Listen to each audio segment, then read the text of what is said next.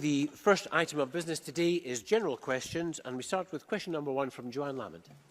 Thank you very much. To ask the Scottish Government what its response is to figures published in the Scottish Out-of-Hospital Cardiac Arrest Data Linkage Project, which suggests that people in the most deprived areas are 43% less likely to survive an out-of-hospital cardiac arrest than those living in more affluent areas. Minister Eileen Campbell. Thank you. Reducing inequalities in survival is a priority aim across the out-of-hospital cardiac arrest strategy for Scotland. We know that encouraging bystanders to give CPR is where maximum impact on survival will be achieved. That's why the Save a Life for Scotland campaign was launched in 2015 to encourage people to learn CPR and raise awareness of out-of-hospital cardiac arrest. Save a Life for Scotland partners are working with multiply deprived communities across Scotland. The HCA data linkage project, supported by the Scottish Government, is an integral to monitor the impact of the strategy. It will improve the understanding of the links between deprivation and survival to provide robust evidence for effective action.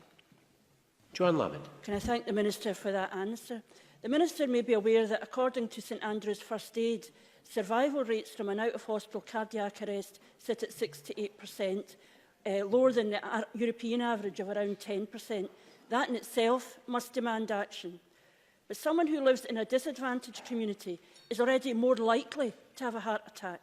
The fact that someone who has a heart attack in a disadvantaged community is far more likely then to die because they've been unable to get the first aid which might save their lives is an utter scandal.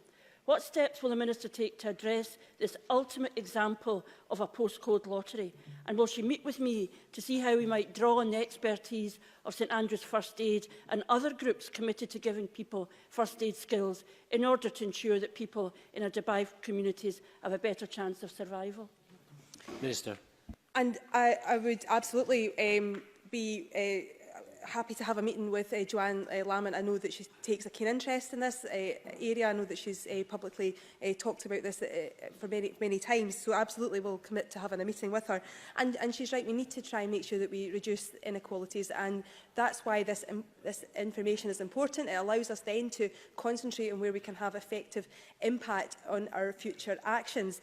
There is a specific look at inequalities throughout the strategy. That's why we're continuing to move forward with our strategy to continue to increase the number of people who are able to give CPR, those bystanders who are able to help prevent loss of life. That's why we'll continue to focus our efforts on those areas. That's why we have the target of 500,000 people by 2020 being able to give CPR, and why we're pleased that we've got 200,000 people already able to provide CPR. So there's lots of action that we're taking forward. The information, though, is critical to enable us to kind of work out where we need to help reduce these inequalities. And again, happy to meet with Joanne Lamond to explore what more we can do and her keen interest in this to help us inform our way forward.